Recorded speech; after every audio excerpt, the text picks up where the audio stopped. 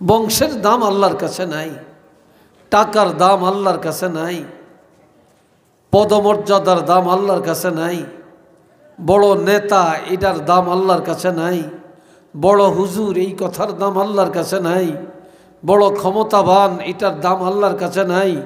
আমার আল্লাহর কাছে আছে শুধু ঈমানের দাম, শুধু নেক আমলের দাম, শুধু তাকওয়ার দাম, আর কিচ্ছুর মূল্য আল্লাহর কাছে নেই।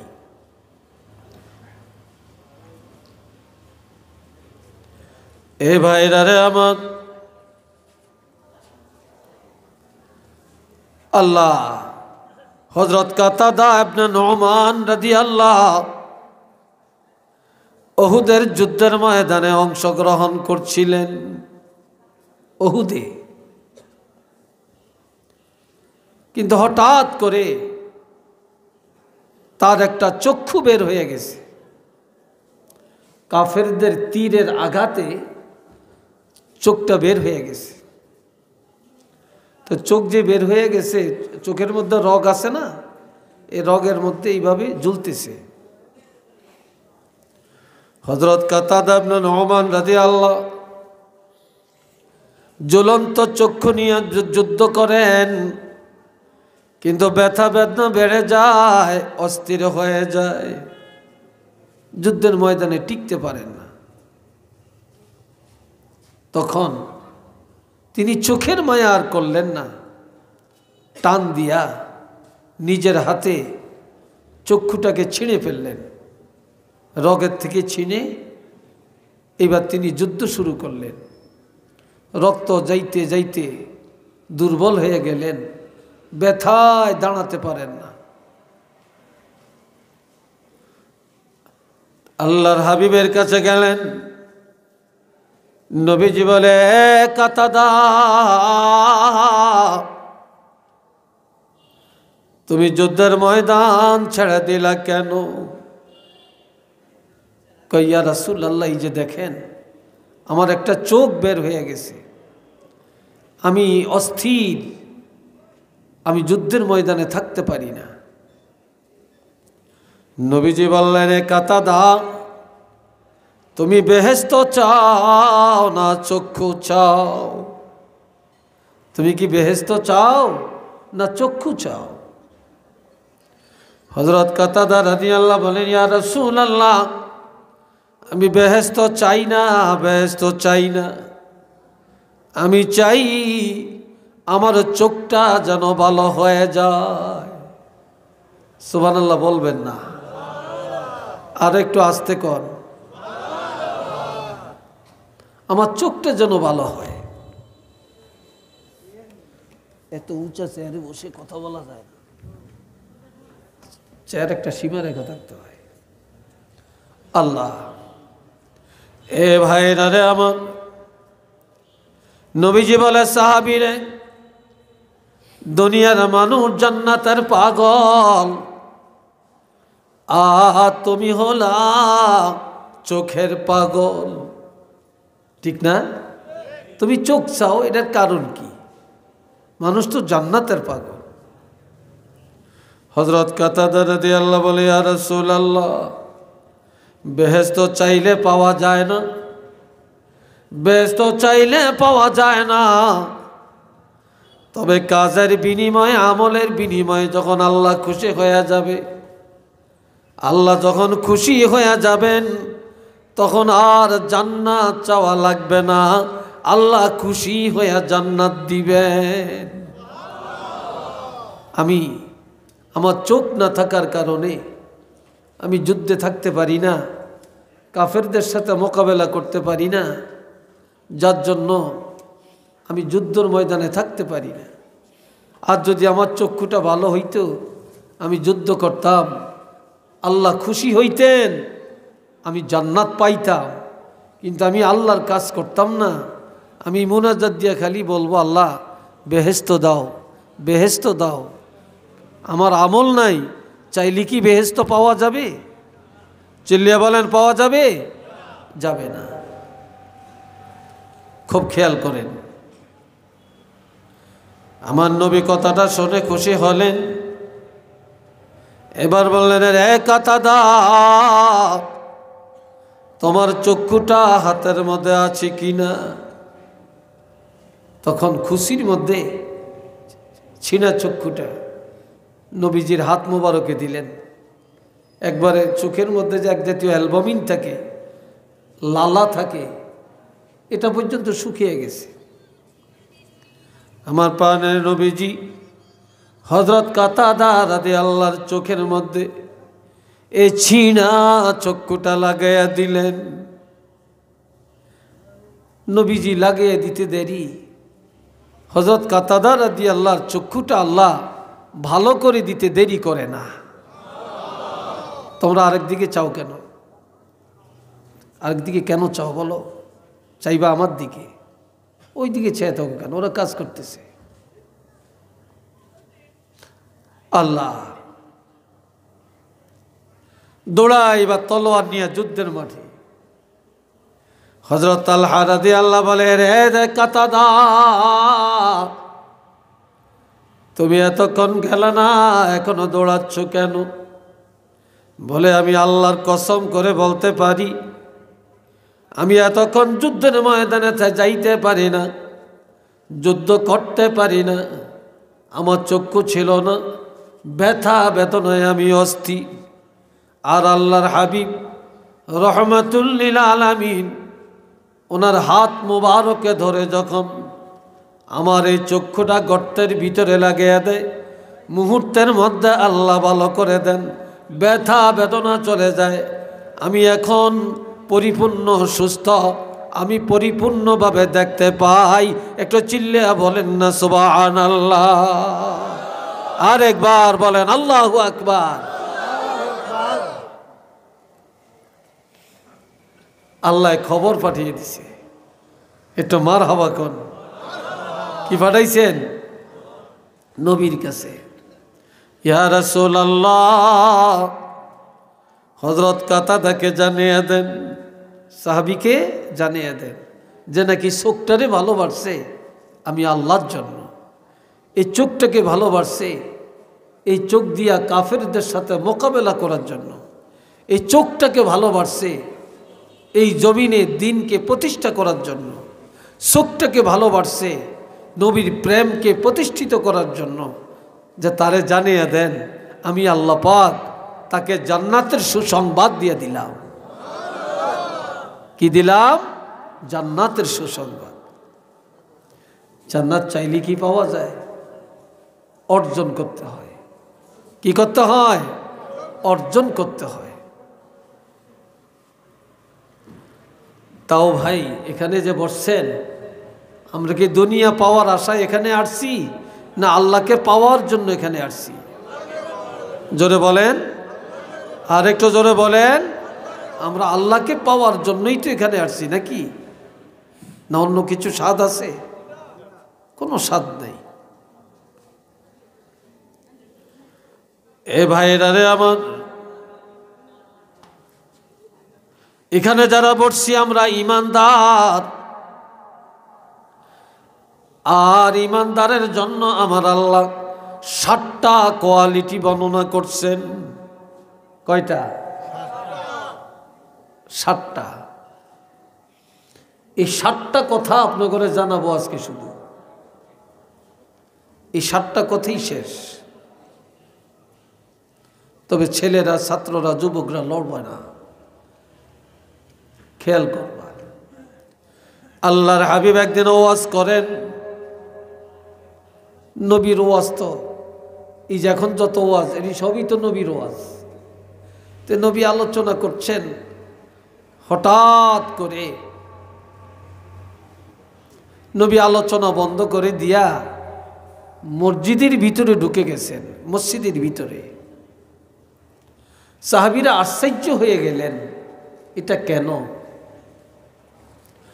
হঠাৎ করে মসজিদের ভিতরে থেকে আওয়াজ আসে, গুনগুন গুনগুন আওয়াজ, মধু পোকার আওয়াজের মতো, মধু পোকার আওয়াজের মতো। আর একটা গ্রান আসতেছে মেশকো আম্বরের মতো। সুবহানাল্লাহ কইয়েন না আপনারা, আর কইলেও আসতে কইয়েন। আপনাকে পয়সা খরচ হইব, শক্তি ব্যয় হইব। সুবহানাল্লাহ কইলে তো গুনাহ হবে, কি সুবহানাল্লাহ বলে গুনাহ হবে? একবার সুবহানাল্লাহ বলবেন, আল্লাহ পাক সাথে সাথে হাদিসে আছে জান্নাতে আপনার জন্য একটা বাগান সাজাবেন। আর এটার জন্য এত বকিলি। একবার আলহামদুলিল্লাহ বলবেন, আল্লাহ পাক সাথে সাথে আপনার জন্য 8টা জান্নাতের দরজা খুলে দিবেন।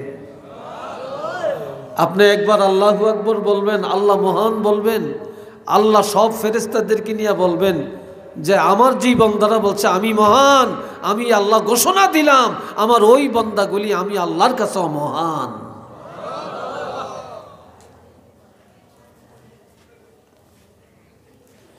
এ বাপজান আমার, নবীজি কিছুক্ষণ পরে আবার সাহাবীদের কাছে আসলেন। তবে নবী যখন মজলিস ত্যাগ করেন তখন নবী যে অবস্থা ছিল, এখন পুনরায় যখন আসছেন এখন নবীকে আরো উজ্জ্বল দেখা যায়, হাসি খুশি দেখা যায়। কি দেখা যায়? হাসি খুশি দেখা যায়। সাহাবীরা বললেন, ইয়া রাসূলুল্লাহ, এত মর্মস্পর্শী আলোচনা শুনলাম, হঠাৎ আলোচনা বন্ধ করে আপনি মসজিদে গেলেন কেন? আর মতো পোকার আওয়াজের মতো আওয়াজটা পাইলাম, এটা কি? আর একটা সুগ্রাণ পাইলাম, এটা কিসের গ্রাণ? নবীজি বলেন, সাহাবীরা রে, আমি যা দেখি তোমরা তা দেখো না। আমি যখন আলোচনার মধ্যে ছিলাম এই সময় নজর করে দেখি হযরত জিবরাইল আলাইহিস সালাম 70,000 রহমতের ফেরেশতা নিয়ে আমার কাছে আসছে। কত হাজার? 70,000। আমি ফেরেশতা দেখে আমি আর এখানে থাকি না, ফেরেশতা দেখে আমি মসজিদে চলে গেলাম না। এ ভাইরা রে আমার, এই সময় এই দুগা ছেলে উঠছে গেলে জিজ্ঞাসা,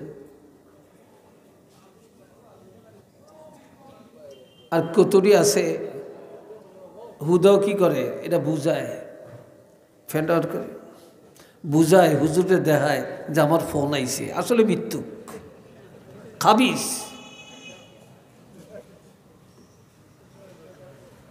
কি কথা ঠিক না? ধান্দালির জায়গা ব্যাগ জায়গায় না।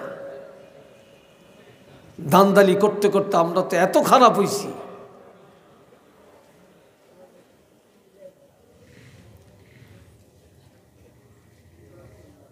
এবার বলতেছেন, এইমাত্র জিবরাইল আমিন আল্লাহর কোরআনের সূরা মুমিনুনের 10টি আয়াত আমাকে একসাথে তেলাওয়াত করে শোনালেন। আর এই 70,000 ফেরেশতারা এই 10টা আয়াত নিয়ে আসলেন। তোমরা তো যখন শুনেছ গুনগুন আওয়াজ, জিবরাইল আমিন কোরআন তেলাওয়াত করলেন আর ফেরেশতারা মারহাবা বললেন। এই আওয়াজটা তোমরা মধু পোকার আওয়াজের মতো শুনতে পেয়েছ, একটু চিল্লিয়া বলেন না মারহাবা।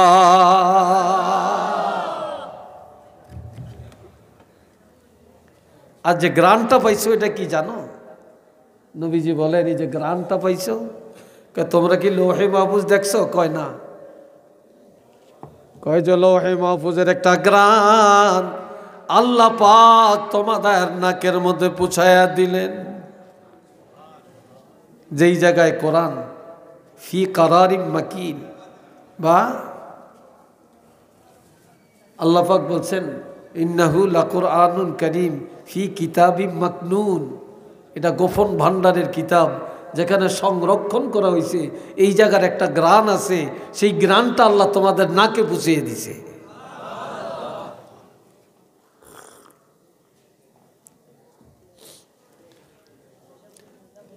এখন এই সূরার এই 10টি আয়াতের মধ্যে ইমানদারের 7টা গুণ আল্লাহ বর্ণনা করছে। জোরে বলেন কয়টা? আরো জোরে বলেন কয়টা? এইটারা কয় না। আপনারা কি স্ট্রাইক করছেন নাকি, না নিয়ত করছেন কোনো কথা কইতেন না? জোরে বলেন কয়টা? 7টা। খেয়াল করবেন 7টা কি। এই সাথে আমার নবী আরো বলেন, এই 70,000 ফেরেশতা একটা ঘোষণা দিয়া গেলেন। এই মাত্র ঘোষণা দিয়া গেছে কি?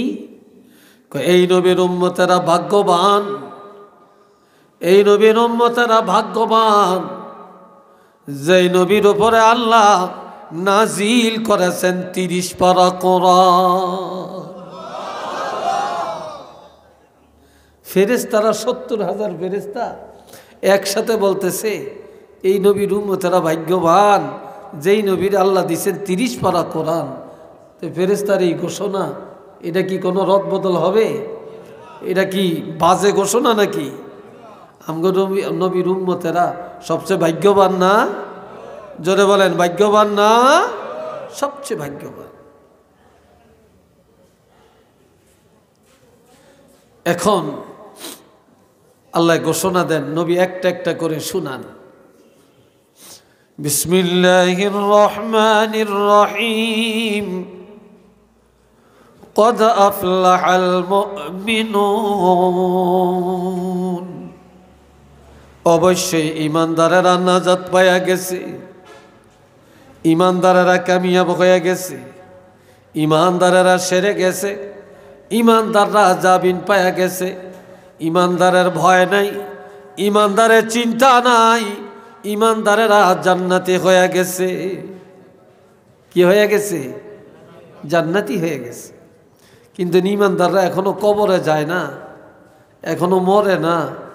জিন্দা থাকতেই আল্লাহ ঘোষণা দিছেন ইমানদারেরা নাজাত পাইয়া গেছে। একটু চিল্লি আলহামদুলিল্লাহ বলতেন না? আর একটু আস্তে কইবেন না, জোরে বলবেন? মাশাআল্লাহ। কেন? ইমানদাররা যে মুক্তিপ্রাপ্ত এটা তো ঠিক, কারণ কি? 1 নম্বরের কারণ, আল্লাযীনা হুম ফী সলাতিহিম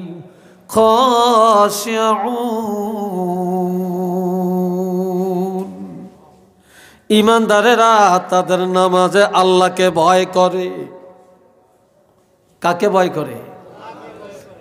কারে ভয় করে? কেউ নামাজ পড়ে নেতারে দেখানোর লাই, বাপেরে দেখানোর লাই, হুজুরে দেখানোর লাই, ঠিক কিনা? সমাজকে দেখানোর জন্য, খুশি করানোর জন্য। আর কেউ নামাজ পড়ে আল্লাহকে রাজি করার জন্য।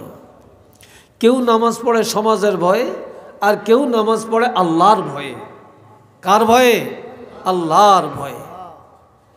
কেউ ইলম শিখে আল্লাহকে পাওয়ার জন্য, কেউ ইলম শিখে দুনিয়া অর্জনের জন্য। কি ভাই কথা ঠিক কিনা? কেউ দান করে আখেরাতে আল্লাহকে পাওয়ার জন্য, আর কেউ দান করে দাতাগিরি ফুটানোর জন্য। কথা ঠিক না? আল্লাহ আল্লাযীনা হুম ফী সলাতিহিম খাশিউন।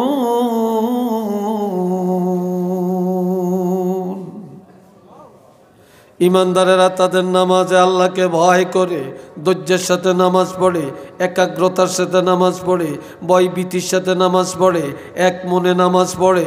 দুনিয়ার কোনো চিন্তা করে না, আমেরিকার চিন্তা করে না, লন্ডনের চিন্তা করে না, কোটিপতি হওয়ার চিন্তা করে না, বেগমের চিন্তা করে না, স্বামীর চিন্তা করে না।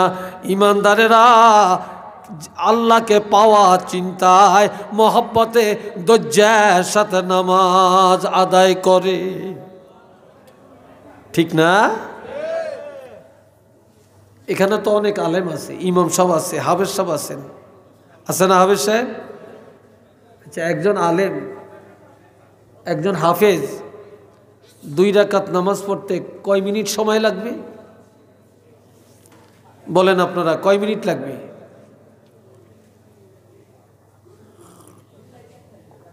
হ্যাঁ 5 মিনিট লাগবে। কার লাগবে 5 মিনিট? যেতে কোরআন জানে, যেতে হাফেজ সাহেব এত ভালো পড়তে পারে, এত ঘন পড়তে পারে, এরপর হাফেজ সাহেবের 5 মিনিট লাগবে, বা যিনি আলেম ওনার 5 মিনিট লাগবে। কিন্তু যে কোরআন জানেই না, মাদ্রাসায় পড়েই না, সূরা ফাতিহা বললে 32,000 ভুল হয়, হেইতে মাশাল্লাহ 2 মিনিটে 10 রাকাত পড়িয়া নেয়। কিরে ভাই কথা ঠিক না? মনে হয়তো না এইটা আন্তর্জাতিক বড় হাফেজ, ঠিক না? এটি কি নামাজ? এ ভাই রানে আমার ইমানদারেরা নামাজে দাঁড়ায়া আল্লাহু আকবার বলে যখন রুকুতে যাবে, রুকুত থেকে যখন রুকুতে যা পড়বে সুবহানা রাব্বিয়াল আযীম, পড়েনি? আপনারা পড়েননি? হ্যাঁ। আর যেতে খুব ফাঁকা ফোক্ত জানেন না, যেটি জীবনে মাদ্রাসাত পড়ে না, মক্তবে পড়ে না, কোনো হুজুরের কাছে যা মস্ক করে না, শেষ। কি যে কয় আল্লাহই জানে, কি ঠিক কিনা? যখন বলে সামি আল্লাহু লিমান হামিদা, আমার আল্লাহ বলে সামি আল্লাহ, আল্লাহ শুনে। আল্লাহ কি? আল্লাহ সামি আল্লাহু লিমান হামিদা, যে যা বলছে, যে যা প্রশংসা করেছে নামাজে দাঁড়ায়া, আল্লাহ কোনো কানা না, আল্লাহ দেন্দা না, আল্লাহ বদির না, আল্লাহর বান্দাদের সব প্রশংসা আল্লাহ নিজের কানে শুনে। একটু চিল্লে বলেন না সুবহানাল্লাহ। আল্লাহ আল্লাহ সব শুনে, যে যা প্রশংসা করছে আল্লাহ সব শুনে। কে শুদ্ধ কইছে, কে অশুদ্ধ কইছে, কে ধৈর্য পড়ছে, কে অধৈর্য হয়ে গেছে। কথা ঠিক কিনা? কেউ আছে নামাজটা পড়িয়া সালামটা ফিরিয়া কতক্ষণ যাইব, বেহুশ হয়ে যাই। এবার হাদিসটা শুনেন। قال رسول الله صلى الله عليه وسلم من احسن وضوءهن, নামাজ পড়লে ওযু লাগবো নি? অন কইতো না, জোরে কোন ওযু লাগবো নি? যেতে জ্যাকেটটা গাদ দিছে হেইতে না না করিয়া কেমনে জ্যাকেটটা খুললাম, তার জাম্পারটা খুললাম, মোজাটা লাগাইছি কেমনে খুললাম, এত কষ্ট করিয়া এত শীতি দিয়ে ওযুর দরকার আসেনি, খুলতামও না ফটতামও না।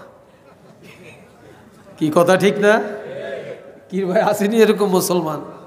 আপনাকে রাখালগঞ্জে নাই, আছে। আবার জুতাটা খুলতো না, হেতে অফিসার, হেতে ঠেলা আছে, হেতে শিল্পপতি, হেতে লন্ডনী, হেতে আমেরিকান, হেতে 3 তলা বাড়ি। কি কয়? এত নামাজের দরকার কি? নাউজুবিল্লাহ বলতেন না? আরো আসতে কোন জয়েন নাডি কইরে, জয়েন নাডি ছাত্রটি কই, তোরা কি ম্যানমিন নিয়ে গেছ? ছাত্ররা জোরে কস ডাক, হ্যাঁ জোরে ক আলহামদুলিল্লাহ, ছাত্ররা জোরে ক মারহাবা, আরেকবার কর মাশা আল্লাহ। আল্লাহ সবাইরে কবুল করেন, কোন আমি।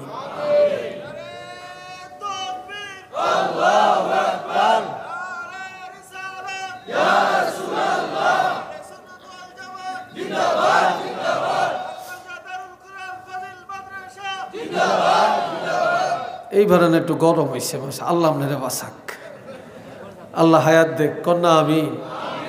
এরম থাউন লাগে, ঠিক না? আল্লাহ মনে বেজার হয়েছে, তকবীর দেওয়ানে না খুশি হয়েছে? শয়তানে বেজার হয়েছে। কে বেজার হয়েছে? শয়তান। কোন শয়তান? এই তকবীরের লগে জিন শয়তান কোনো কাছে নেই, এই রাখালগঞ্জে নেই, কিন্তু মানুষ শয়তান রে ভাই। এই মাহফিলও আছে, আশেপাশেও আছে, গড়ও আছে, ওয়াজও শুনতে আছে, এই রাখালগঞ্জে অভাব নাই।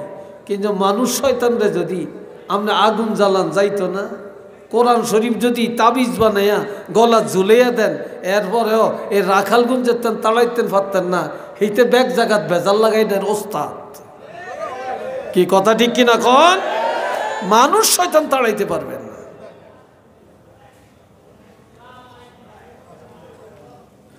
আল্লাহ এই এক নম্বর। ক্বালা রাসূলুল্লাহি সাল্লাল্লাহু আলাইহি ওয়াসাল্লাম মান আহসানা ওয়াজুহুন্না ওয়া সাল্লাহুন্না লিওয়াক্তিহিন্না, যে লোকটা ভালো করে ওযু করলো, এরপর নির্দিষ্ট সময়ে নামাজের মধ্যে দাঁড়িয়ে গেল, ওয়া আতাম্মা রুকুআহুন্না ওয়া সুজুদাহুন্না ওয়া খুশুআহুন, রুকু সেজদাগুলি ধৈর্যের সাথে আদায় করলো, ভয়ভীতির সাথে আদায় করলো, তাড়াহুড়া করলো না।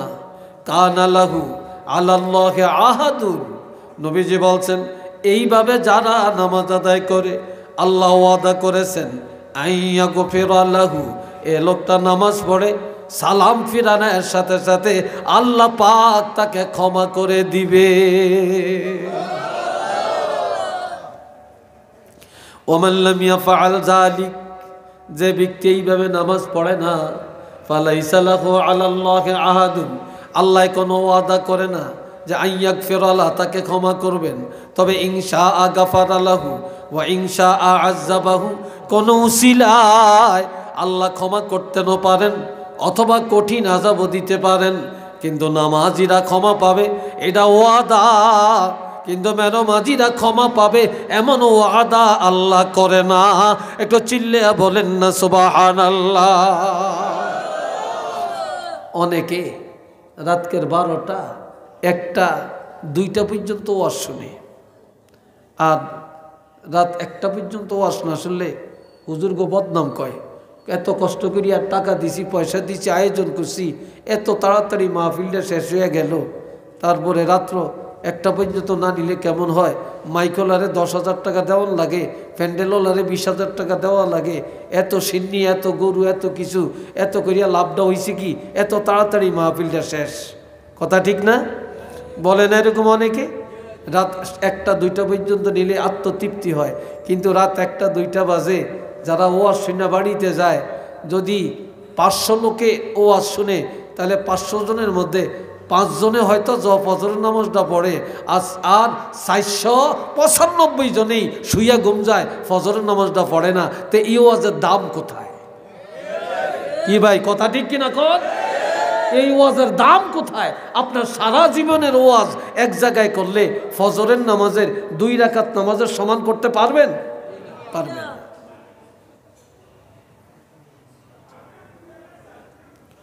আল্লাহ এ ভাইয়েরা শুনেন, এদিকে তো জোরে কথা গাইবে,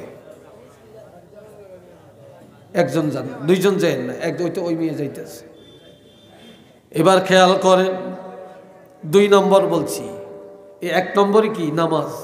জোরে বলো যুবকরা, 1 নম্বরে মোমেনের 1 নম্বর গুণাবলী কি? নামাজ, ধৈর্যের সাথে নামাজ। 2 নম্বর ওয়াল্লাযীনা হুম আনিল লাগবি মুরিদুন, ইমানদারেরা তাদের জবানটা বেহুদা কথা থেকে বাঁচিয়ে রাখে।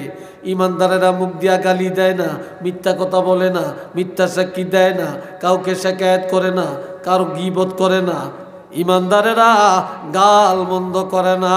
এই জবানটা ইমানদারেরা হেফাজত করে রাখে। যাদের জবান ঠিক নাই তাদের ইমান ঠিক নাই, যাদের জবান ঠিক তাদের ইমান ঠিক।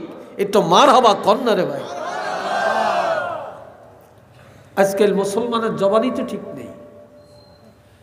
এই জন্য নবী বলছেন, বুখারীর হাদিস, قال رسول الله صلى الله عليه وسلم من يزمن لي ما بين لحييه وما بين رجليه أزمن له الجنة। যে নারী, যে পুরুষ তার জবান এবং লজ্জাস্থানের গ্যারান্টি আমি রাসূলের দিবে, অর্থাৎ যে নারী পুরুষ এই জবান দিয়া কারো ক্ষতি করবে না, গীবত করবে না, গালমন্দ করবে না, গালিগালাজ করবে না, যার লজ্জাস্থান হারাম কাজে ব্যবহার করবে না, আমি রাসূল ওয়াদা করলাম আমি তার বেহেশতের গ্যারান্টি দিতে পারি। যে জবান আর লজ্জাস্থানের গ্যারান্টি আমাকে দিতে পারবে, আমি তার বেহেশতের গ্যারান্টি দিতে পারি। আল্লামা শিববিন আহমদ উসমানী রহমতুল্লাহ আলাইহি বলছেন, যে জবান হেফাজত করবে, যে লজ্জাস্থান হেফাজত করবে, যে জিনা থেকে রক্ষা পাবে, বেঁচে থাকবে, আমি রাসূল তাকে এইভাবে হাতে ধরিয়া নিজের হাত মোবারকে ধরে টেনে টেনে তাকে জান্নাতে পৌঁছিয়ে দেওয়ার জিম্মাদার হয়ে গেলাম। তো চিল্লিয়ে বলেন আল্লাহু আকবার।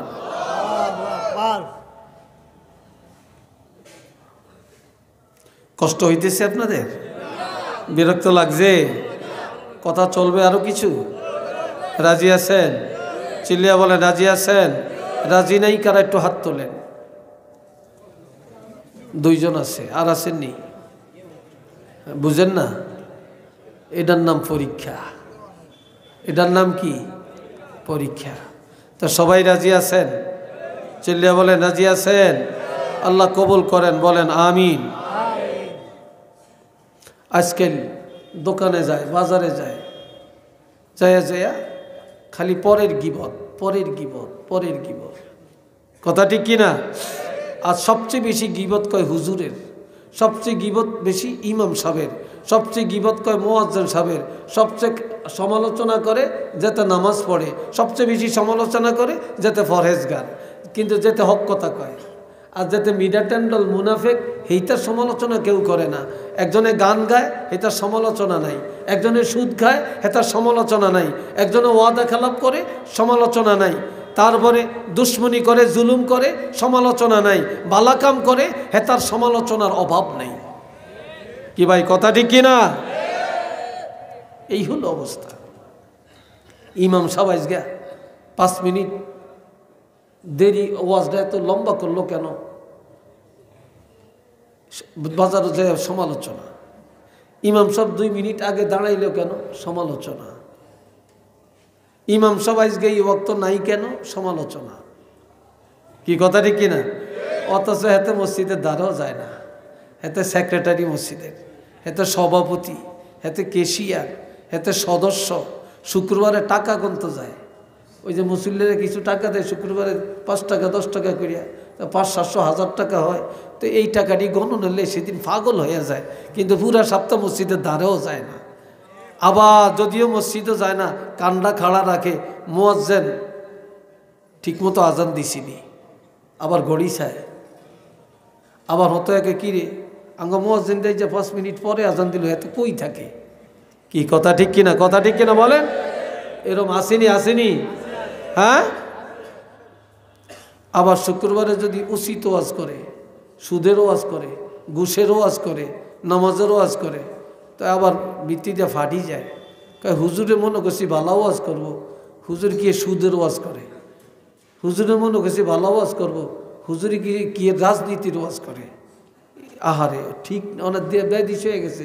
হুজুরে কোরআন হাদিসের উচিত কথা কইতে পারত না। কি কথা ঠিক না? এই হয়ে গেছে এখন আমাদের অবস্থা।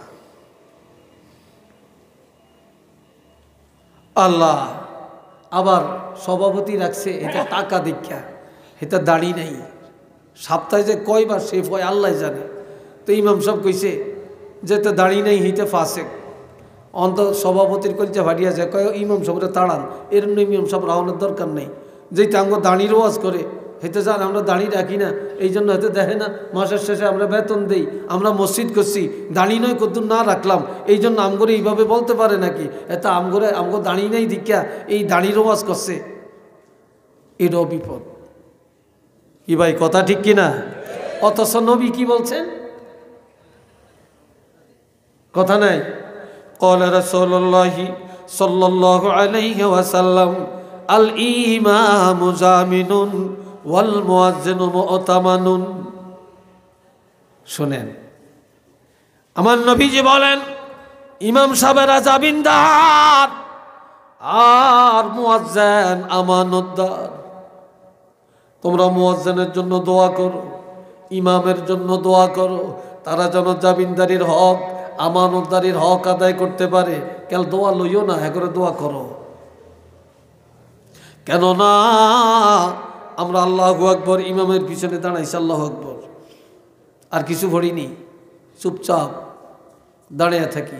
আমগো ব্যাকের বোঝা ইমামের কান্দে। কি কথা ঠিক কিনা? তো ইমাম জামিনদার, জামিন হইছিনি? চিল্লিয়া বলেন জামিন হইছিনি? এখন ইমাম জামিনদার না? তো ইমাম সবাল্লাই দোয়া করো, ইমামের নামাজ দিলে তোমাকে হইব। এই জন্য ইমাম আল্লাহ দোয়া করো, ইমাম যেন জামিনদারির হক আদায় করতে পারে। মুয়াজ্জিনের জন্য দোয়া করো। মুয়াজ্জিন আমানতদার, মুয়াজ্জিনের কাছে পুরা সমাজের নামাজ। আজান শুনলেই সবার কান খাড়া হয়, নামাজের টাইম হয়েছে।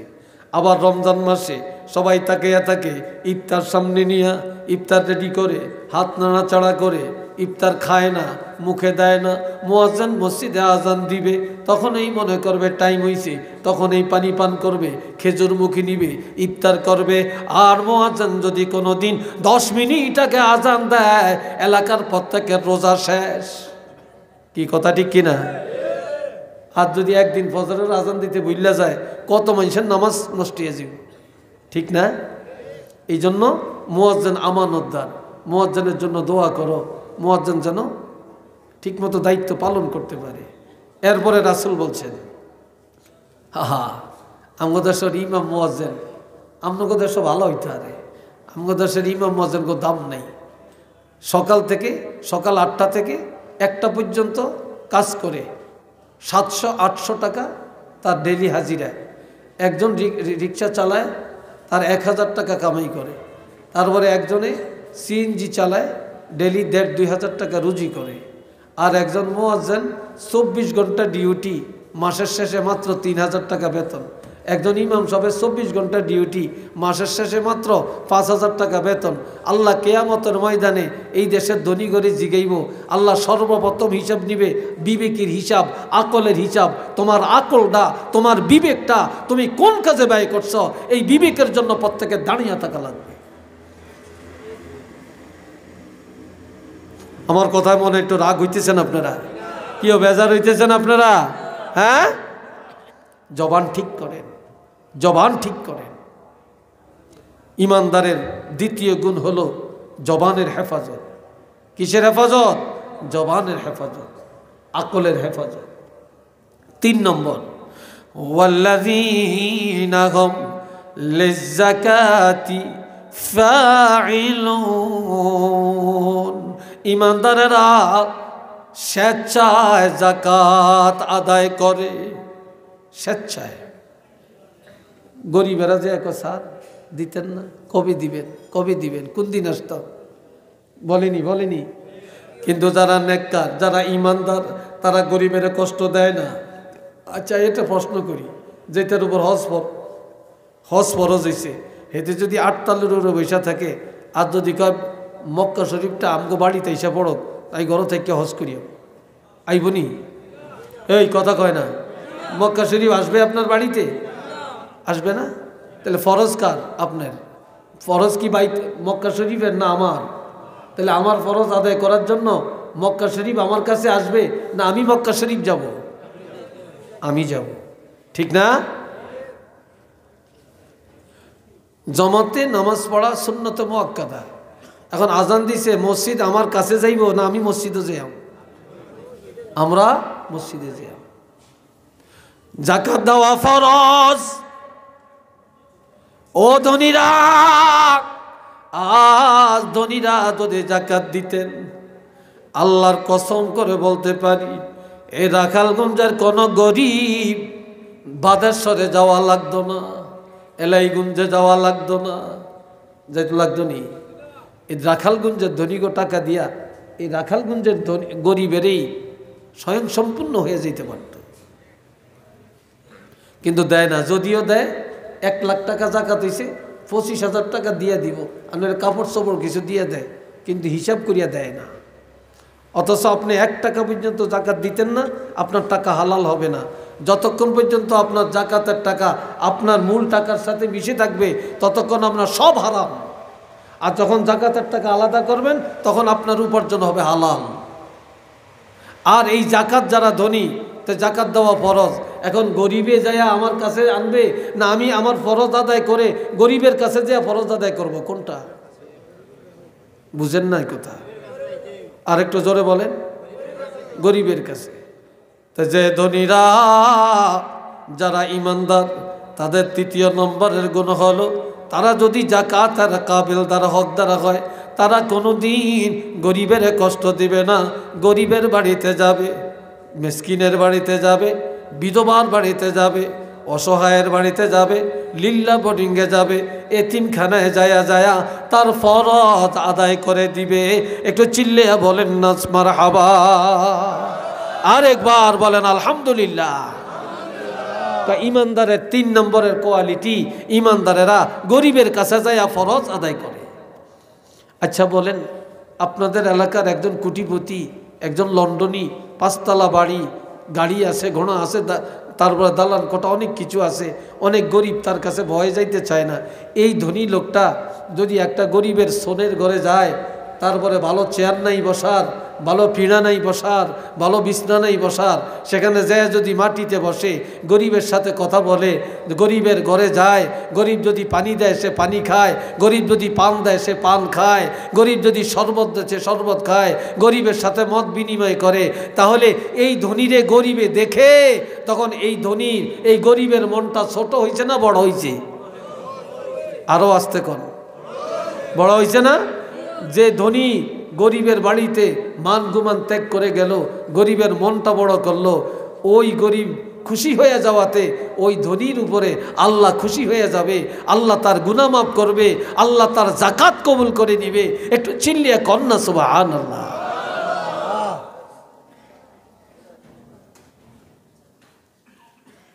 কয়টা বললাম? কয়টা বললাম? এবার 4 নম্বর, ওয়াল্লাযীনা হুম লিফুরুজিহিম হাফিজুন।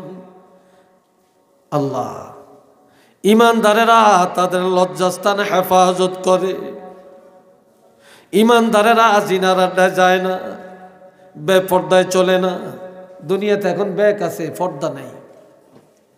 পর্দা আছে জানালাত, পর্দা আছে ঘরের দরজাত। কি ভাই কথা ঠিক কিনা? ঘরের দরজা এখন পর্দার কাপড়, জানালার মধ্যে পর্দার কাপড়, কিন্তু হাকিকতে কিন্তু পর্দা নাই। হাকিকতে কি নাই? পর্দা নাই।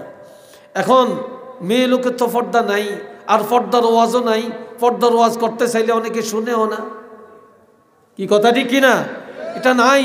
যার পর্দা নাই তার কি আছে বলেন? আজকাল এত সন্ত্রাস কেন? এত বেহায়া মানুষ কেন? এত বেয়াদব কেন?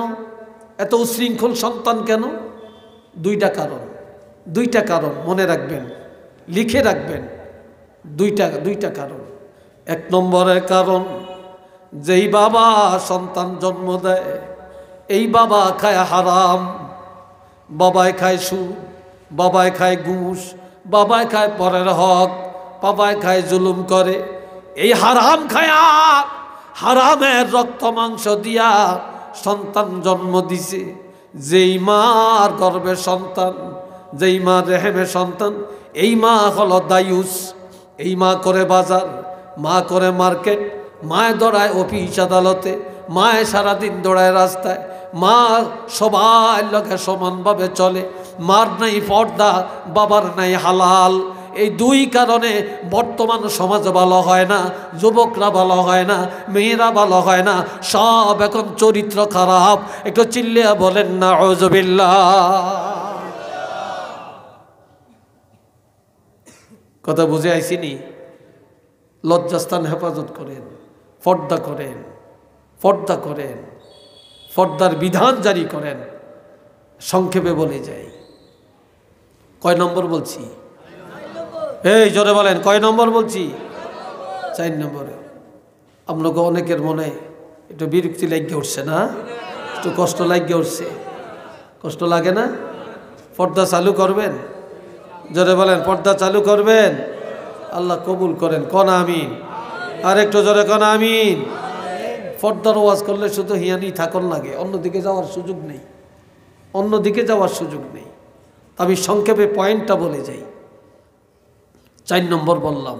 5 নম্বরে, ওয়াল্লাযীনা হুম লিআমানাতিহিম, ইমানদারেরা আমানত রক্ষা করে, কোনো দিন আমানতের খেয়ানত করে না। অন্যের টাকা ভাঙ্গে খায় না, অন্যের সম্পদ নিজের সম্পদ মনে করে না, অন্যের টাকা ইয়া অন্যের কথা পেটে হজম করে রাখে, একজনের কথা আরেকজনের কাছে লাগায়া ফিতনা লাগায় না,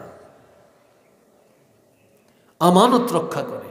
দুনিয়াতে এখন আমানতদারির অভাব, আমানতদারির অভাব। কিয়ামতের ময়দানে প্রথম কাতারে যারা জান্নাতে যাবে আমানত রক্ষা করার কারণে যাবে, আর যারা প্রথম কাতারে জাহান্নামে যাবে আমানত খেয়ানত করার কারণে যাবে। একটু নাউজুবিল্লাহ বলতেন না? আর একটু জোরে বলতেন না? কয় নম্বর বললাম? হ্যাঁ জোরে কোন? 6 নম্বর, ওয়া'আহদিহিম রাউন, ইমানদারেরা ওয়াদা রক্ষা করে। কি করে? ওয়াদা রক্ষা করে। আজকাল হাজারের মধ্যে একজন পাইতেন না ওয়াদা রক্ষাকারী। বিশ্বাস হয় আপনাদের? আমি 2022 সালের 25শে মার্চ অ্যাক্সিডেন্ট হয়েছি। আপনাদের এই সিলেটও মাহফিল করে গেছি, কিন্তু ওই বছর আর পারি না। আমি কঠিন অ্যাক্সিডেন্ট আমার হয়েছে, আল্লাহ বাঁচিয়ে রাখছে আপনাদের দোয়ায়। অনেকেই শুনছেন জানছেন। আমার শরীরে 13টা ভাঙ্গা, আমার এখানে 7টা, এই ডাইন পাশে 7টা সান্না ভাঙ্গা, আমার এই ডাইন হাতটা 3 ভাঙ্গা, এই জায়গাটা ভাঙ্গে আলাদা হয়ে গেছে। তারপরে এখানে রড ঢুকাইয়া 46 দিন রাখছে। আমার এই হাড্ডিটা এই ভাঙ্গা উপরে এইভাবে একটার উপরে আরেকটা এখনও ওইভাবে আছে, পিছনেরটা ভাঙছে। তবে আমার অ্যাক্সিডেন্টের 8 দিন পরে, অর্থাৎ 8 দিন পরে আল্লাহ আমার জ্ঞানটা ফিরেছে। এই 8 দিন আমি হসপিটালে, আমার কোনো জ্ঞান ছিল না। 2022 সালের পহেলা রমজানে 5 তারিখ রমজান হয়েছে, না জানি 6 তারিখ। এই পহেলা রমজানে আমার অপারেশন হয়েছে বুকে। আমার বুকের এখানে আমার 60টা ছিদ্র আছে, কম্পিউটারে ছিদ্র করে মেশিন ঢুকাইয়া অপারেশনটা করছে। এই ভিতরে হাড়গুলি সব ঠিক করছে। আমার মনে এতগুলো শুধু পুঁজ আর রক্ত বের করছে ভিতরের থেকে। 5 ঘন্টা সময় লাগছে আমার অপারেশনটায়। এত লং টাইম অপারেশন, এটা তো একটা মারাত্মক ব্যাপার। আমার ছেলেরা, মেয়েরা কান্নাকাটি, জামাইরা কান্নাকাটি। এই ইফতারের আধা ঘন্টা আগে আমাকে বের করছে। হঠাৎ আমি রোমে এসে আমার জ্ঞানটা আল্লাহ ফিরেছে। আমি এখন বলতেছি আমি কোথায়, এখানে কেন? এই আমার জ্ঞান ফিরছে। কত মানুষ যে দোয়া করছে।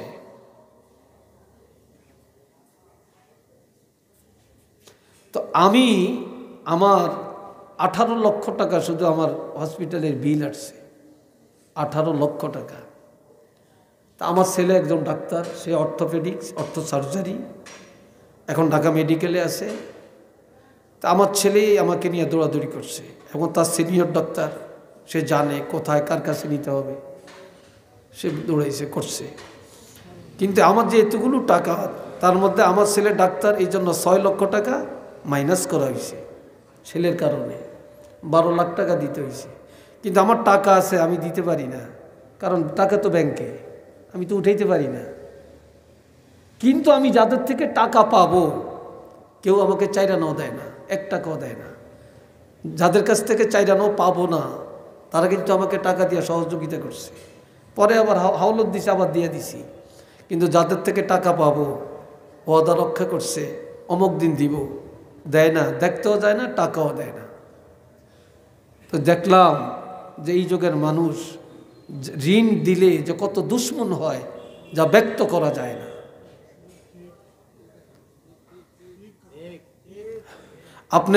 আপনি কত নম্বরের মুসলমান, কত নম্বরের ইমানদার? 1000 টাকা হাওলত দিবেন, হাওলত দিয়ে পরীক্ষা করবেন যে কত নম্বরের ইমানদার। আমার কথা হয়তো রাগ করছেন আপনারা? হ্যাঁ, রাগ করছেন। মানুষের ওয়াদা ঠিক নেই, লেনদেনে নাই, বিবাহ শাদীতে নাই, খাওয়া দাওয়ায় নাই, কাজে কর্মে নাই, ব্যবসা বাণিজ্যে নাই। কাপড় একটা কিনতে গেছেন, দাম কত?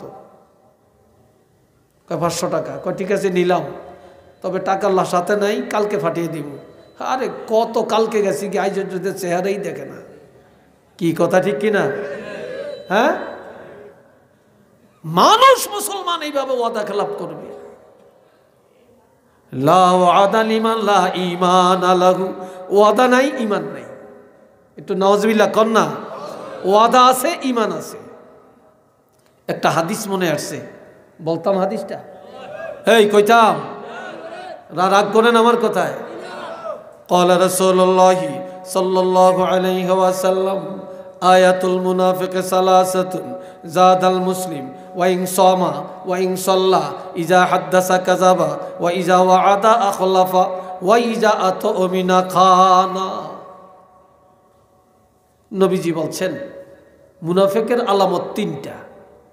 যদিও রোজা রাখে, যদিও নামাজ পড়ে, কপালে দাগ ফালিয়ে দিছে, তসবিহ পড়তে পড়তে দরবেশের খাতায় নাম উঠেছে, কিন্তু তিনটা আলামত যার আছে সে মুনাফিক। নামাজ পড়লো মুনাফিক, রোজা রাখলো কি মুনাফিক। এক নম্বরে ইজা হাদাসা কাযাবা, যখনই কথা বলে মিথ্যা বলে। কি বলে? মিথ্যা বলে। মিশা আর মিশা, মিথ্যা আর মিথ্যা। লন্ডন থাকে, মাইয়া এমএ পাস করছে, তো লন্ডনের থেকে আইছে, তো ছেলে তো বিদেশ থেকে খাইয়া দাইয়া দুলদুলের মতো মোটা তাজা হয়ে গেছে, চেহারায় বোঝা যায় হইতে ডক্টর। এমএ পাস মাইয়াকে বিয়া করিয়া লাই। কয় কি পড়ছে রে ছেলে? লেখাপড়া কি করছে? কয় ডিগ্রি পড়ছে। বা কে কি কাজ সার্টিফিকেট তালাশ করতে যায়নি, আসলে হুদা ক্লাস 5ও পড়ে না। একটু নাউজুবিল্লাহ কর না। কিরে ভাই, কথা ঠিক কিনা? এখন মানুষ টাকার কাছে সব বিক্রি হয়ে যায়। ওয়াদা খেলাম। মাইয়ের বিয়াত মেহমান কয়জন? 500 জন, 600 জন খাইয়া যায়। কি কথা ঠিক কিনা? 600 জনে খাইয়া যায়। ওয়াদা খেলাম। বহু দোকানদার ফকির হয়ে গেছে ওয়াদা খেলাফের কারণে। ব্যবসায়ী, এ বাবা জিরারে আমার, আমরা মাদ্রাসাত পড়াই, অনেক হলাইনি ফর্ম ফিল আপ করতে হয়। হুজুর কত ফর্ম ফিল আপ? 3000 টাকা।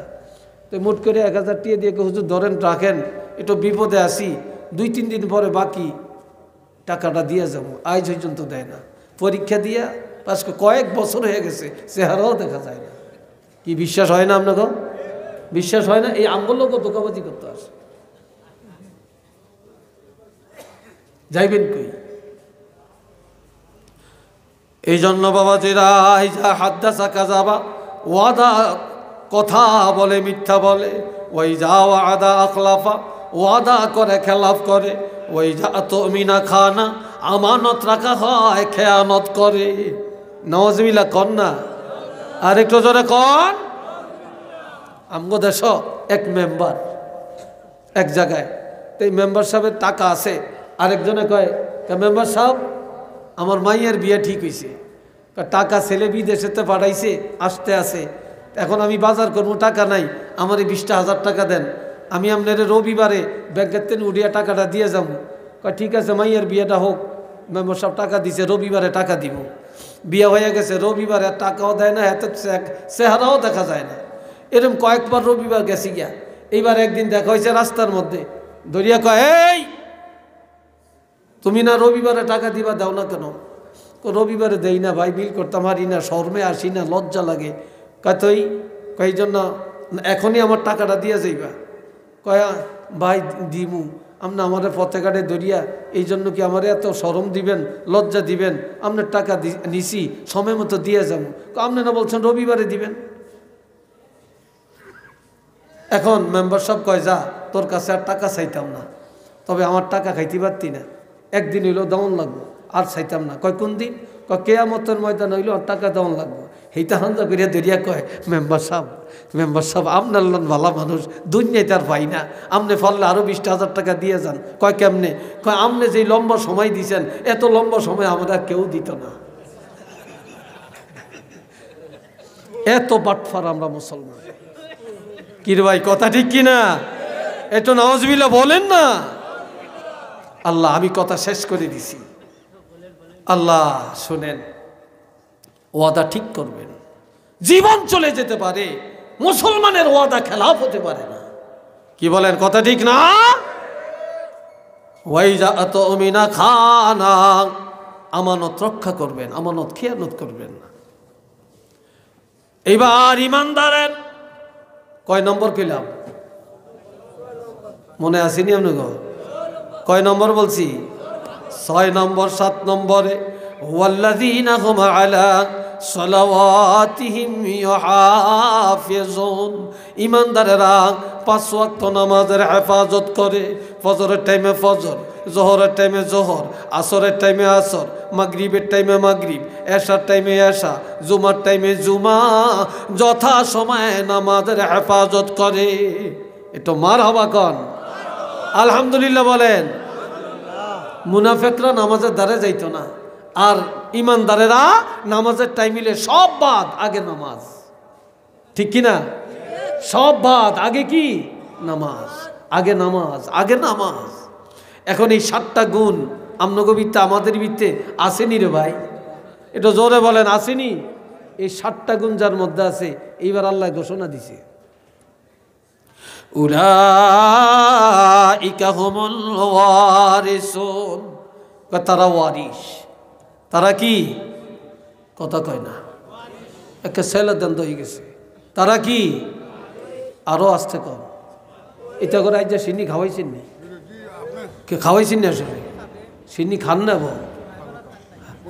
আপনাকে সিন্নি তো রেডি, গরম গরম সিন্নি। এর মনে আপনারা তাড়াতাড়ি খাওয়ার জন্য করতেছেন। হ্যাঁ, আল্লাহ তারা ওয়ারিস, উলাইকা হুমুল ওয়ারিসুন। আল্লাহ কয় তারা ওয়ারিস। কিসের ওয়ারিস? মালিক, মালিক। আল্লাযীনা ইয়ারিসুনাল ফিরদাউস, তারা জান্নাতুল ফিরদাউসের মালিক। একটু মারহাবা কোন, আলহামদুলিল্লাহ বলেন, আল্লাহু আকবার বলেন। এখন আপনারা বেহেশতে যাইতে রাজি আছেননি সবাই? চিল্লি এখন রাজি আছেননি? সবচেয়ে ছোটটা না বড়টা? বড়টার নাম কি? জান্নাতুল ফেরদাউস। এই জান্নাতুল ফেরদাউসে আমরা সবাই যাইতে চাই। একটু হাত তুলে দেখাইতে পারবেন? একটু হাত তুলে, 2 হাত তুলে দেখাইতে পারবেন? নারে তাকবীর, আল্লাহ নারে রিসালাত। আল্লাহ কবুল করেন। সবাই চিল্লি এখন আমিন। হুম ফিহা খালিদুন, জান্নাতে একবার ঢুকলে আর কেউ বার হইত না, চিরদিন। আল্লাহ ঘোষণা দিয়েছেন, কয় তারা এই গুণে গুণান্বিত যারা, কয় তারা চিরদিন জান্নাতে থাকবে। একটু চিল্লিয়া বলেন আল্লাহু আকবার। এবার সূরা আনফালের 3টা কথা দিয়া কথা শেষ করব। প্রিন্সিপাল চলে আসছেন, আর বেশি লম্বা করিয়া লাভ কি? এই যে কথাগুলো বললাম যে 7টা আইটেম, এই 7টা আইটেম যদি আমরা অর্জন করি, গুণে গুণান্বিত হতে পারি, জীবনে কি আর ওয়াজের দরকার আছে? জোরে বলেন, দরকার আছে? নাই। এবার যাদের মধ্যে ঈমানের গুণ আছে, সূরা আনফালে আল্লাহ বলছেন তাদের জন্য 3টা পুরস্কার আছে। জোরে বলেন, কয়টা? এই যুবকরা বলো, কয়টা পুরস্কার নিবেন তো? লাহুম দারাজাতুন ইনদা রাব্বিহিম ওয়া মাগফিরাতুন ওয়া রিজকুন কারীম। চিল্লিয়া কোন আলহামদুলিল্লাহ। 1 নম্বরে ইমানদারের জন্য আল্লাহর দরবারে ইজ্জতের ব্যবস্থা আছে। ইমানদারকে আল্লাহ ইজ্জতের ব্যবস্থা করবেন, আল্লাহ দিদারের ব্যবস্থা করবেন। ইমানদারের মান সম্মান ইজ্জত আল্লাহ হেফাজত করবেন। আর লাহুম দারাজাতুন ইনদা রাব্বিহিম, এটার আরে করতে হইল আল্লাহ জান্নাতের মধ্যে আল্লাহর আরশটা যাবে। ওই জান্নাতে আল্লাহ পাক আরশে আজিমি উঠাইয়া আল্লাহর বান্দাদের সাথে আল্লাহ দিদার করবেন। এটার আরেকটা তাফসীরে লেখছে, কিয়ামতের ময়দানে হিসাব চলবে 50,000 বছর, আর ইমানদারেরা আল্লাহ দিদারের মধ্যে কাটাবে। সুবহানাল্লাহ কন্যা। 2 নম্বরে ওয়া মাগফিরাত, ইমানদারের গুনাহ আল্লাহ মাফ করবেন। ইমানদারের ইমান থাকার কারণে আপনার অসংখ্য অগণিত গুনাহ শুধু ইমানের কারণে আল্লাহ গুনাহ মাফ করে দিবেন। এই গুণে গুণান্বিত হওয়ার কারণে আল্লাহ আরো বলছেন, শুধু এইটাই না, শুধু এটাই না, ইমানদাররা তো জাহান্নামে যাবে না। ইমানদারের গুনাহগুলি আল্লাহ দুনিয়াতে ক্ষমা করবেন, মরণের সময় ক্ষমা করবেন, রোগ দিয়া ক্ষমা করবেন, মুসিবত দিয়া ক্ষমা করবেন, আল্লাহ বিভিন্ন শুরুতে ক্ষমা করবেন, তওবার কারণে ক্ষমা করবেন। আল্লাহ শেষ ঘোষণা দিয়েছেন কি, ইন্নাল্লাহ ইয়াগফিরুজ যুনুবা জামিআ, ইয়াগফিরুজ যুনুবা জামিআ। আল্লাহ বলছেন যারা ঈমানদার তাদের সব গুনাহ আল্লাহ মাফ করে দিবেন। সুবহানাল্লাহ বলতেন না? আর একটু জোরে বলতেন না? ইয়াগফিরুজ যুনুবা জামিআ, সমস্ত গুনাহ আল্লাহ মাফ করবেন। কিয়ামতের ময়দানে হাতের মধ্যে হ্যান্ডকাপ লাগাইয়া জাহান্নামে নিয়ে দৌড়াদৌড়ি করব। কিছু দূর যে দাঁড়াইব, কিছু দূর যে দাঁড়াইব। আল্লামা আলুসি রহমতুল্লাহ লেখছেন, হাদিসটা আনছেন হযরত আব্দুল্লাহ ইবনে মাসউদের হাদিস। এবার খুঁটি ধরে দাঁড়াইব, দাঁড়ানোর পরে এবার পিছনের দিকে তাকাইব, পিছনে। এবার আল্লাহ কেউ একটু জিগা, এরা দাঁড়াইছে কেন, পিছনে তাকাইছে কেন? তখন বলবে কেন দাঁড়াইছ? আল্লাহ না বলছে ইন্নাল্লাহা ইয়াগফিরুজ যুনুবা জামিআ, আল্লাহ সব গুনাহ মাফ করে দিব। তা আমরা তো ঈমানদার, আমগরে জাহান্নামে নেয় কেন, আমগরে এখনো মাফ করে না কেন? আমরা এই জন্য একটু খুঁটি ধরে দাঁড়াইলাম, পিছনে তাকাইলাম, দেখি আল্লাহ ইনি ডাক দিয়া আমগরে ক্ষমা করে দেয়। আজকে সুবহানাল্লাহ কইেন না, বাড়ি দিয়া জোরে কইেন, আর একটু জোরে কন মাশাআল্লাহ। এবার আল্লাহ কি বোঝা, যেদিনে খুঁটি ধরছে আমার ক্ষমার কথা মনে রাখছে, আমি জাহান্নামে যাওয়ার রাস্তায় তাদেরকেও ক্ষমা করে দিলাম। ওয়ারিজকুন কারীম, ইমানদারের জন্য রিজকে কারীম, সম্মানজনক রিজিক, রিজকে হালাল, হালাল রিজিকের ব্যবস্থা আল্লাহ করবেন। এটা সুবহানাল্লাহ বলেন না? কিন্তু মুনাফিক হারাম খায়, ফাসিক হারাম খায়, নাফরমান হারাম খায়। খাঁটি ইমানদার কখনো সুদের আড্ডায় যায় না, ঘুষের আড্ডায় যায় না, জুলুম করিয়া খায় না, কারো হক মারে না, ব্যবসায় 2 নম্বরই করে না। ইমানদাররা হালাল খায়। আর ইমানের সাথে চলার ক্ষেত্রে কেউ যদি হারাম পথে যাইতেও চায় আল্লাহ ঘুরিয়ে নেয়, আল্লাহ তারা হালালের দিকে ফিরিয়ে দেয়। এটা সুবহানাল্লাহ বলেন না? একটা কিচ্ছা শুনেন। এক ব্যক্তি বড় বুজুর্গ ছিল, এই জওয়ানরা শুনো তো, একটা বড় বুজুর্গ ছিল। এই বুজুর্গ 3 দিন খানা পায় না। কয়দিন? 3 দিন খানা পায় না। আপনারা চায়েন না, এটা কোনো বোম না, বোম না, এটা পান। আমার পান খাওয়ার অভ্যাস, এদেরও পান খাওয়ার অভ্যাস। কথা বলতে বলতে মুখ তিতে হয়ে যায়, লাসা হয়ে যায়, তো একটু পানটা মুখে দিই। সিলেটের অনেক হুজুরা খায়, চা খাওয়ার অভ্যাস আমার কম। আপনারা মাইন্ড করেননি কোনো? আপনারা যদি মনে করেন হুজুর আমগরও একটা করিয়া দেন, দিতে হাইতেন না কেন? আবার পারিয়াম ইনশাল্লাহ। আপনারা ওয়াজের পরে দেখা করিয়েন, খাওয়াইয়া দিয়াম বেকারে। আমার তো না থাকলে হুজুরের তো লয়ে দিয়াম। কি করেন আপনারা? হুজুরের কোনো এত কি ফোন না। আপনারা যতটা ভাবেন বিনা দাওয়াতে কোনো হুজুরের বাড়ি যেয়েছেন, হুজুরে বালা খাওয়াইতে পারে না, না পারে। আপনারা না দূরে থেকে গেলে হুজুরকে বদনাম করেন। বিনা দাওয়াতে যেয়েছেন, দাওয়াত না, বিনা দাওয়াতে। আল্লাহ, একজন মুয়াজ্জিন সাহেব 3000 টাকা বেতন পায়, এরপরে যত ভালা খায়। বাংলাদেশের প্রেসিডেন্টও এত ভালা চোখে দেখে না। কি বিশ্বাস হয় আপনাকে? একজন ইমাম সাহেব যত ভালা খায়, কে এত ভালা খায়? একজন মুয়াজ্জিন সাহেবের একটা জামাটা যে গায়ে দেয়, একটা মন্ত্রীও এত দামি জামা গায়ে দেয় না। কি বিশ্বাস হয়নি আপনাকে? হ্যাঁ, রিজকুন কারিমের আরেক অর্থ সম্মানজনক রিজিক। এই যে আমরা আজকে খাইলাম এখানে, কালকে খাইছি কোথায়, আগামী দিন কোথায়, কে পাক করে, কে বাজার করে, আমরা চিনিও না, দেখিও না, জানিও না। আজ পর্যন্ত পরীক্ষা করে খাওয়া লাগে না, নির্দ্বিধায় খায়। ইমাম সব এক জায়গায় আজকে, কালকে আরেক জায়গায়, মুয়াজ্জিন আজকে এক জায়গায়, কাইল আরেক জায়গায়। হুজুররা কত দেশে খায়, কোনোদিন ডাক্তার দিয়ে পরীক্ষা করে খাওয়ান লাগে না।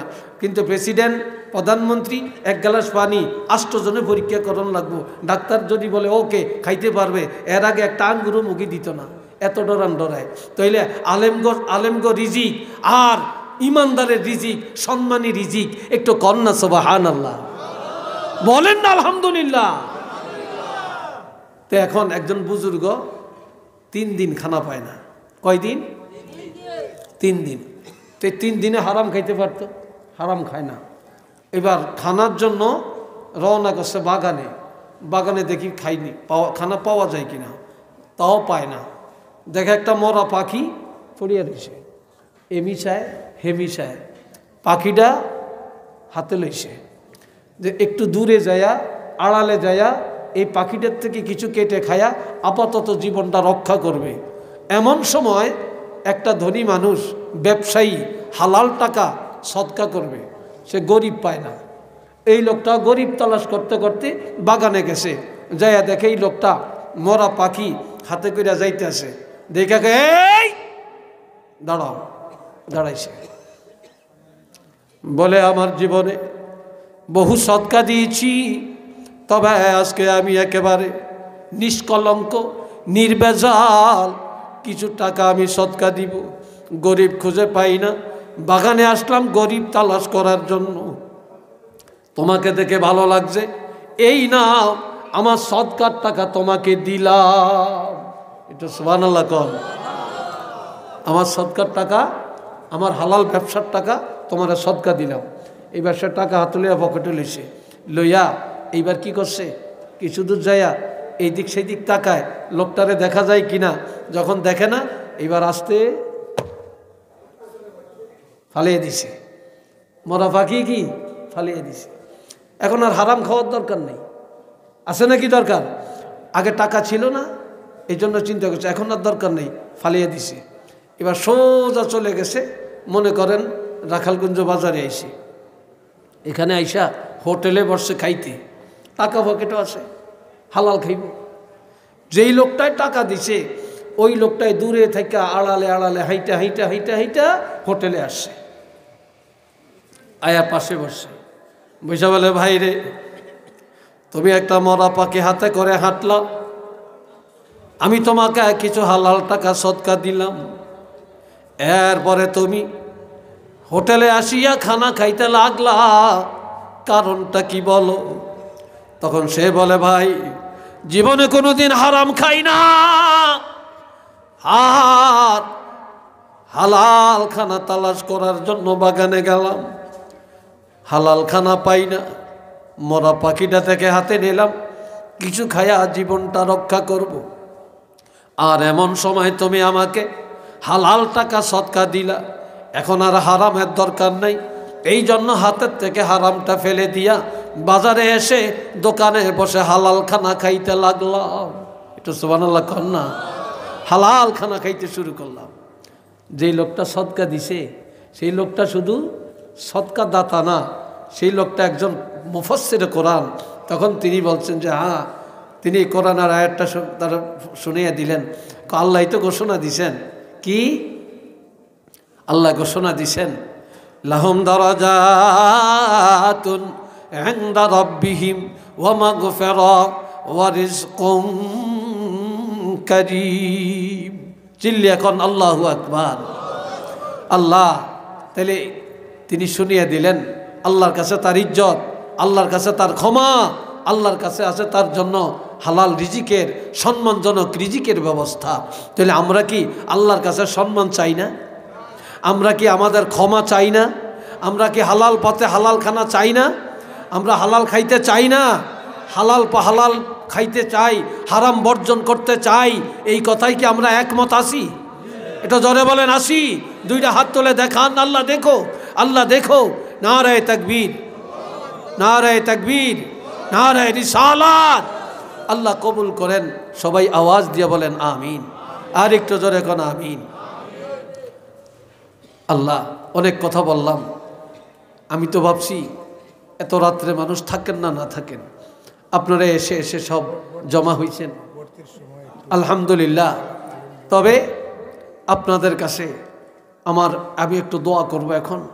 আবদার, আপনারা এই যে মাদ্রাসা, আমিও মাদ্রাসা চালাই, আমরা যে এখন কত বিপদে আসি, হায় হায়, মুফতির অভাব নেই, শায়েখের অভাব নেই, ডক্টরের অভাব নেই, কি কথা ঠিক কিনা?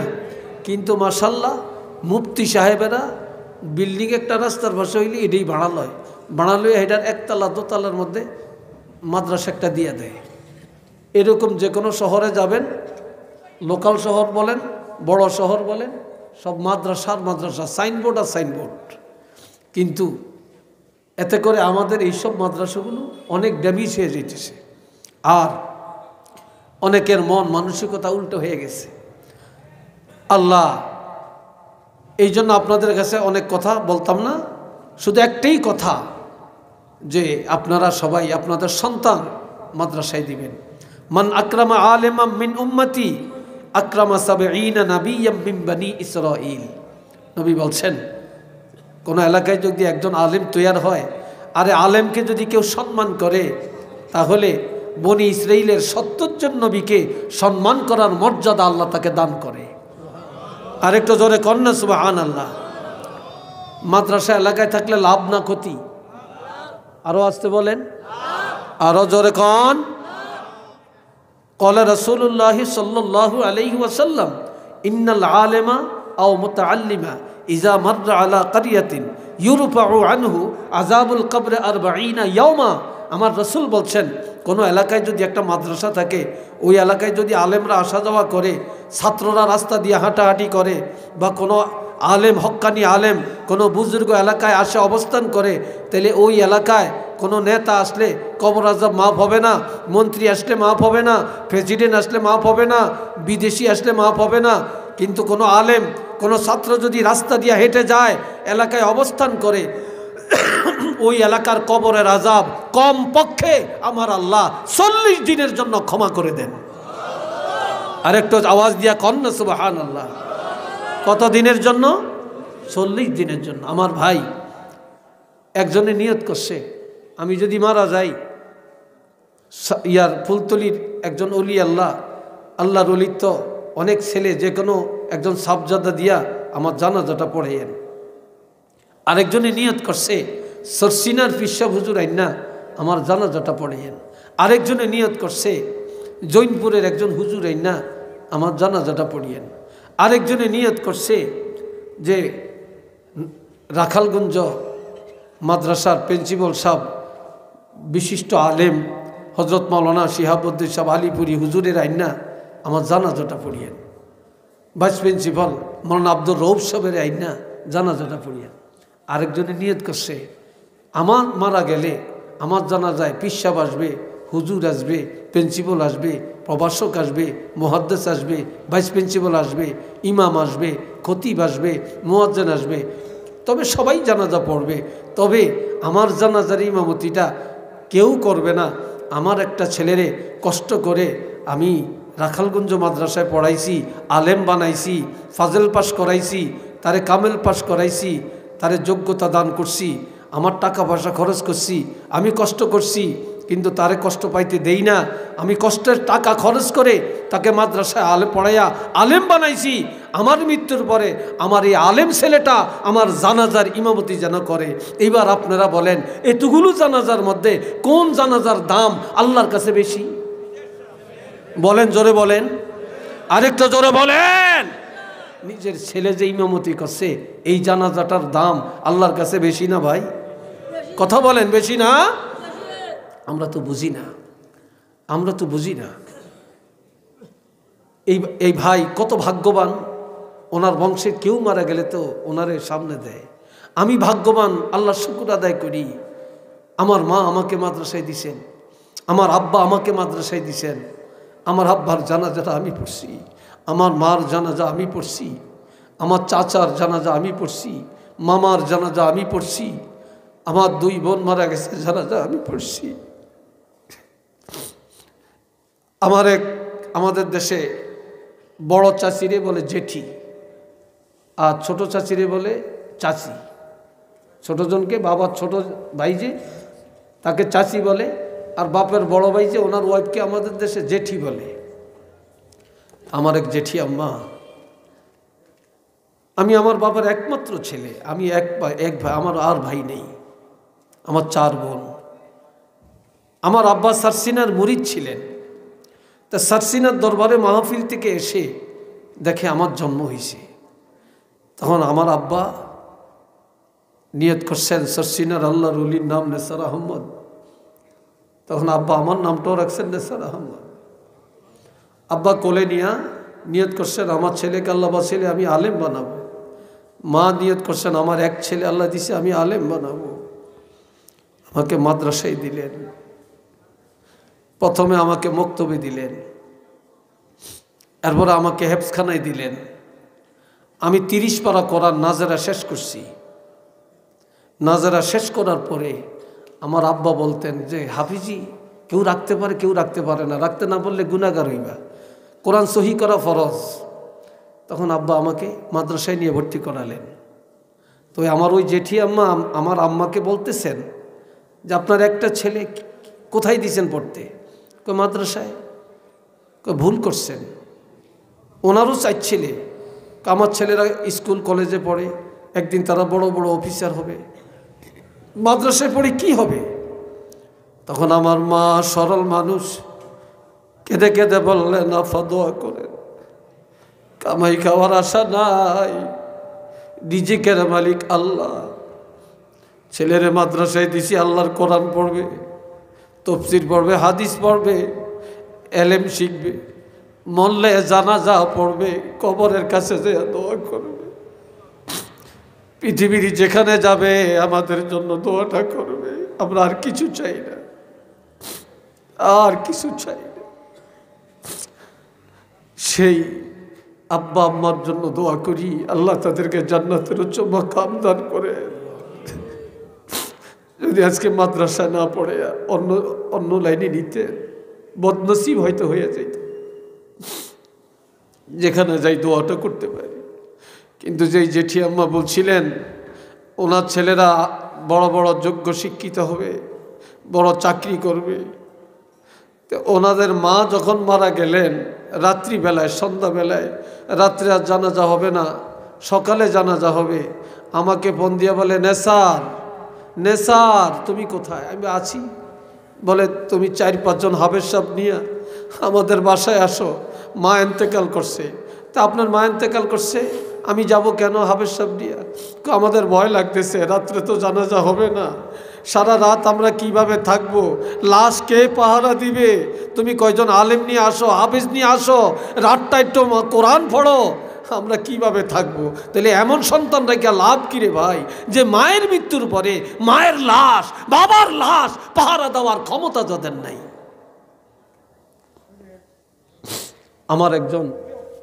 আমার একজন টিচার, সহকারী মৌলভী, NTRC-এর মাধ্যমে নিয়োগ পেয়েছে। ওনার বাড়ি চাঁদপুর হাইমসর থানায়, উপজেলা হাইমসর। উনি ওনার এলাকাতে একটা লোক মারা গেছে, তার ছেলে একজন ব্যারিস্টার। মৃত্যুর পরে ব্যারিস্টার জানাজা পড়িয়া কবরের কাছে বসে বসে কান্দে, সব চলে গেছে, উনি কান্দে, ওনাকে আনতে পারে না। বলে আপনি আসেন, কাঁদেন কেন? আমি কি ব্যারিস্টার হলাম, কি লেখাপড়া করলাম, আমার এই ব্যারিস্টারির কোনো দাম নাই। বলে কেন? কয় দুনিয়া এত কিছু জানলাম, এত বাংলা, এত ইংরেজি, এত বিজ্ঞান, এত আইন বিভাগ, আইনশাস্ত্র জানার কোনো শেষ নেই, এত জ্ঞান অর্জন করলাম, কিন্তু যেই দোয়া পড়ে বাবার জন্য দোয়া করা হয়, মার জন্য দোয়া করা হয়, জানাজার মধ্যে দাঁড়ায়া আল্লাহুম্মা গফিরলি হাইয়্যানা ওয়া মাইয়্যিতানা ওয়া শাহিদানা, এই দোয়াটাই তো আমি শিখি না, আমার এই দোয়াটাই তো আমি জানি না। আমার এই ব্যারিস্টারির দাম কোথায়?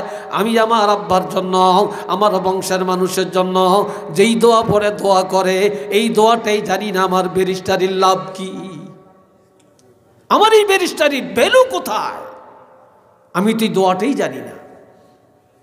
বাপের কবরের কাছে কান্নাকাটি করে। এই জন্য আপনাদেরকে আপনাদের পায়ে হাত দিয়ে বলে যায়, আপনাদের মাথায় হাত রেখে বলে যায়, আপনাদের হাতে হাত দিয়ে বলে যায়, আপনাদের সন্তানকে মাদ্রাসায় দেন, মাদ্রাসায় দেন, মাদ্রাসায় দেন। রিজিকের মালিক আল্লাহ, রিজিকের মালিক আল্লাহ। আমরা ওই যে আমার মা বলছেন, আমার আব্বা বলছেন আমরা কামাই খাওয়ার আশা করি না। আল্লাহ কি আমাদেরকে টাকা কম দিছেন? কম দেন না। ইজ্জত কম দিছেন? কম দেন না। আমরা বেতন কত পাই এটা শুনলে তো আপনারা হতাশ হয়ে যাবেন, হতাশ হয়ে যাবেন। তারপরে আমাদের আল্লাহ কত দিক থেকে কত ইনকাম দিতেছেন, আপনারা তো আশ্চর্য হবেন। আল্লাহর কাছে শুকর তো আদায় করতে পারবো না, আমরা তো খাইও না। কত ভালো খানা পড়ে থাকে, আমরা তো খাই না। আমরা তো শুধু ডাল আর ভর্তা খাই আর শাক খাই, গোশ ভাত তো খাই না। আজকে আপনাদের কাছে আবদার, এই রাখালগঞ্জ মাদ্রাসা আপনাদের, এটা আপনাদের। এই প্রিন্সিপাল সব আছেন, চাকরি শেষ চলে যাবেন, শিক্ষকরা আছেন, চাকরি শেষ চলে যাবেন, কিন্তু মাদ্রাসা থাকবে, এই দেশবাসী আপনারা থাকবেন। কি কথা ঠিক কিনা বলেন? আপনাদের সন্তানকে মাদ্রাসায় দিয়া এই মাদ্রাসার শান মান ইজ্জত গৌরব আপনারা কি বাড়াইতে চান? জোরে বলেন, বাড়াইতে চান? একটু হাত তুলে দেখান যে আমরা মাদ্রাসার পক্ষে আছি। আমাদের সন্তান